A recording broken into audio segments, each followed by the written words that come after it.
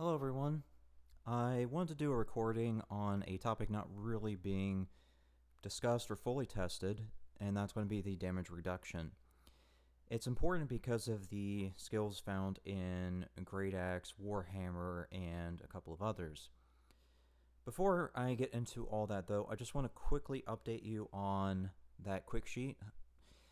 I mentioned in my prior recordings, but for those who missed it, I worked with a couple of other people to make a New World quick sheet. I'll link it in the description. But let me go and show you the updates.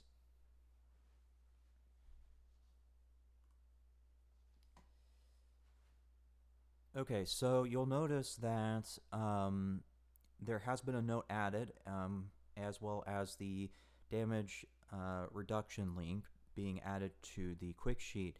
This is what I'm about to discuss in the recording, but the next update that happened here is slightly below this. Let me scroll down.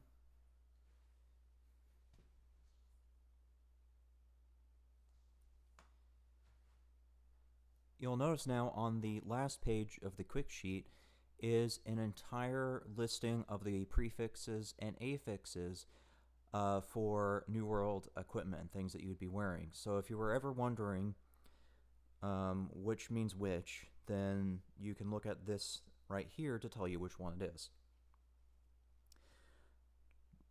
It's pretty straightforward as far as that's concerned, because if it says primary, that means that's the strongest stat on that particular piece of equipment.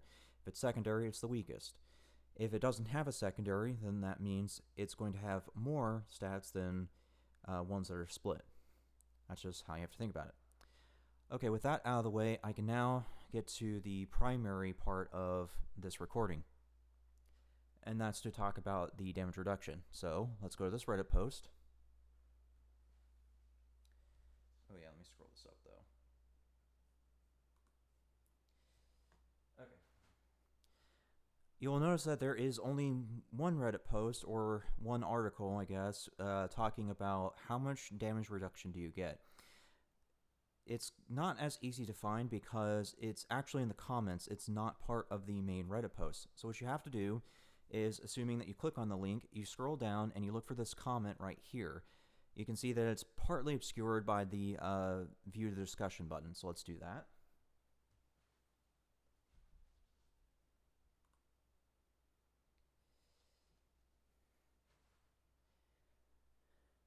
Now, he will notice that this person did some testing and discovered this is the damage reduction values based on their testing during the open beta at level 19. I initially dismissed this because there wasn't enough data to support it, but later on there was.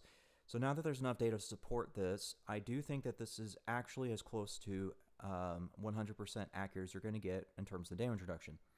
So that said, if you were to do the math on these values, which is 106, 247, 353, 565, 707, and 800, you would notice that there is a percent per point for physical or elemental resistances. It starts really high, but then it starts dropping off really, really hard towards the end, which makes complete sense, as most games have a diminishing return. Now, the part I want to kind of focus on here is the 535, because that's where you really start to see it slow down. Assuming that the game does round up, and assuming that these are the correct values, at 535, or I'm sorry, 565, at 565, you would have a total of 0.064% damage reduction per point of physical or elemental resistances. That's not really a great number to be looking at, unfortunately. And I'll come back to that in a minute, but that's kind of the numbers you're looking at. So the next thing that we have to look at now to kind of understand what does this mean in terms of PvP, because you can see this pretty clearly for PvE, so let's look at PvP now. Okay, let's see.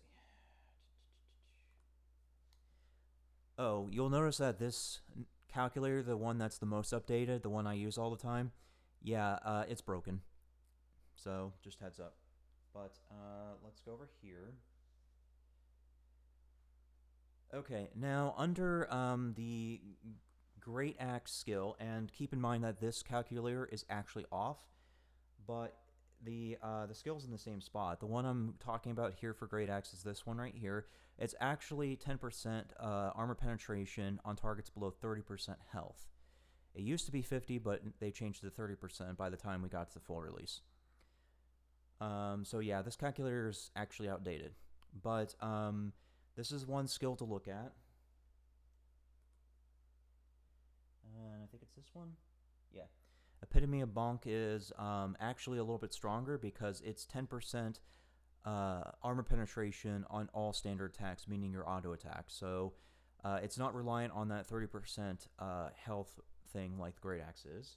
Coming back to that in a minute. And then you have weakened defenses under Musket, which is that 10% armor penetration plus more stamina damage. And again, we'll talk about that in a minute. I'm just going through this stuff. Oh, and this one. Yeah, so under Sword and Shield, you have this armor thing. So we'll come back to that as well. But for right now, those are all of your skills. Well, at least, I should say some of the skills related to armor penetration. What we need to look at is the PvP side, because that's where players will actually have a lot of armor. On the PvP side, if you were to take all these skills and say, oh, it seems really great, the problem is it actually isn't, unless there's something else attached to it. Or unless it happens to be on the way to another skill. That's kind of how you have to think about it. In that regard, that means that the weakened defense from Musket and Epitome of Bonk are actually going to be the stronger of the ones listed here so far. And the reason for that is because you don't have to go out of your way for them, and they also provide other bonuses or are not related to any kind of scenario.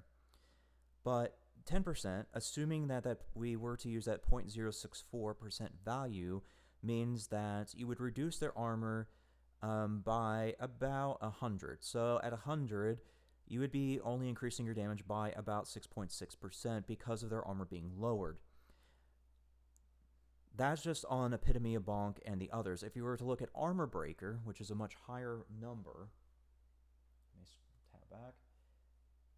This one right here. Armor Breaker is actually 35% armor penetration. So not quite half, but it's very close. Meaning that you would see a higher percent number if you were to hit players with very high armor using the skill. That means that if you are going to be hitting, say, a tank in PvP, the Warhammer actually is better for that because of the fact that it can decimate armor, and because it also has in its passive tree stamina regeneration reduction. If you hit somebody with the stamina reduction and you break their shields, it's very hard to recover from that. So Warhammer, I think, is very underrated for PvP. Yes, I will agree it's a bit harder to use because of how slow it is, but if you can make it work, this is the absolute best anti-tank weapon in the game. But again, that's assuming that you're dealing with something with a lot of armor. But anyways, that's what the math boils down to, is you're really only getting 6.6% damage increase from those passives mentioned, Epitome of Bonk, Weakened Defense, and the other one. This math also helps to understand not just the PvP side, but also like how to do your builds. So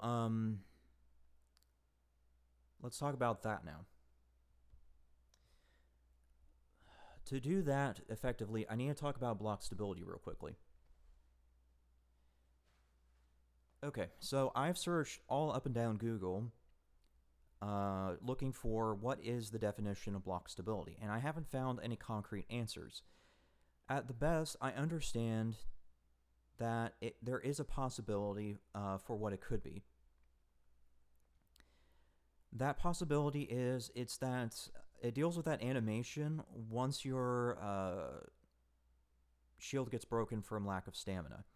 So once you reach that critical state, you'll reel back a little bit after receiving that next hit that breaks your guard, is what I'm referring to. I think that block stability has to do with the, I guess you can say, mini stun of that. So block stability, assuming I'm correct, would mitigate how hard of a mini stun you would receive from that hit that broke your guard. Assuming I'm correct, then that means block stability is not a good stat to have. And here's why. It's because once you get into the mid levels and even into the end game, you should be very aware of when to let your guard down so your stamina can regenerate and when to bring it back up. In addition, you shouldn't be in a situation where you would reach that guard break. You need to have a good rhythm down of guard going up, guard going down. If you have a very good rhythm of that, then you shouldn't need block stability. And on top of that, the only way to get better block stability is through heavy armor. And as you can see from all the numbers, it doesn't make sense to go heavy armor because you're only getting 30% block stability and very minor damage reduction. Because once you reach that 0.064% damage drop off at 565, then you just don't get very much damage reduction after the fact. It would take 2,000 or so armor or elemental resistances to even hope of hitting 50%. But even then, your problem with that is, again, that heavy armor is only 30% block stability. Medium armor is 10% damage and 10% more crowd control, I think it is. And then light armor is 20% damage. There's some good YouTube videos in the quick sheet regarding health versus damage. And it's pretty easy to see that damage is more important than health or really anything else. Once you start going through all those videos, you'll see why. But conclusion is, that's what I think block stability is it's that animation or that thing that you see where you kind of reel back after your guard being broken. I think it has to do with mitigating how hard that would be. But anyways, with block stability out of the way, now I can really talk about armor. So now that you kind of understand where I'm going with my thought process on block stability, I can talk about the armor. Now that it's kind of set in stone, it's now a known factor that doing heavy armor is not worth it. Sticking to medium or light armor at the end tiers is your best output or outcome. I'm sorry. Yeah, so once you get to there, because once you get to tier 5 armor or so, you could wear a leather chest piece, cloth gloves, pants, boots, and hat, and still be just barely under 13 pounds, which is, well, 13 pounds or kilograms. I'm not sure where they measure. But anyways, you'd be just a hair under 13, assuming that the game doesn't round up. Because if you do the math, it would be 12.9 weight. So it would be 0.1 under the 13 limit. Once you hit tier 5, your leather chest piece should be around, I think it's 405 physical resistances. And then after that, the cloth armor can throw in what you need to reach that 565, as what I concluded with the math. So even a tier 5 hybrid light weight rating will still achieve that 0.064% damage reduction drop off. If you really want to go medium armor weight, you could do that as well. And there are a couple different ways that you could handle that. You could do plate chest and helm and then cloth everything else, I believe is how I worked out the math. I have to double check that, but I think that's what I concluded. Assuming that you're even using something other than a sword and shield. Because if you're using sword and shield, that is going to change the math quite a bit, because shields actually do have some weight to them. But assuming that you were to use a shield, then that would change, because then you would have to use the lightest shield possible and all light armor to stay within the light armor rating at tier 5. If you were to do it with medium, then you can upgrade to the light. Well, you could either go light shield or heavy shield, depending on how you wanted to do things. Yeah, so it really kind of depends, but you can mix mash pieces is what I'm getting at to still reach that armor weight. But either way, once you reach tier 5, you should be at medium or light weight rating for all builds. It doesn't matter if you're a tank or not. I think that medium or light is the way to go based on not only the damage reduction chart, but all that math that was done in those YouTube videos by Big Bear and a couple others regarding damage versus health. However, at tiers lower than tier 5, it's not going to be as easy to reach that.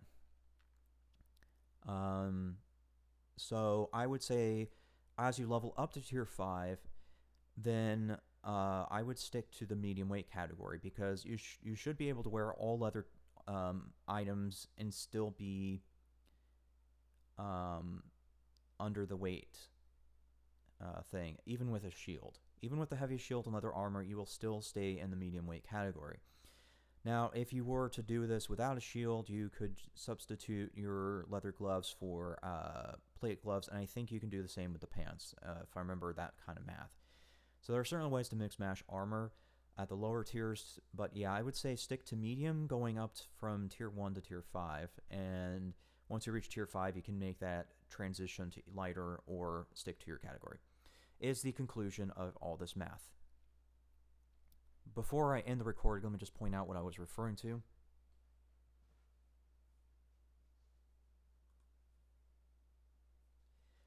Right here on the quick sheet, at the somewhat bottom, you'll notice this, what is that? Good YouTube videos to watch. Under good YouTube videos to watch, you will find Big Bear's video, right there. So there's Big Bear's video right there. It's the first link after the Paladin build. And then here's another video by another content creator on YouTube, and that one also has some pretty good math. And yeah. Okay, those were the only two. Okay, I just want to make sure. But that's what I was referring to earlier. So I'm going to put everything in the description for you. And yeah, just use the quick sheet, and hope it helps with your builds. Thanks for listening.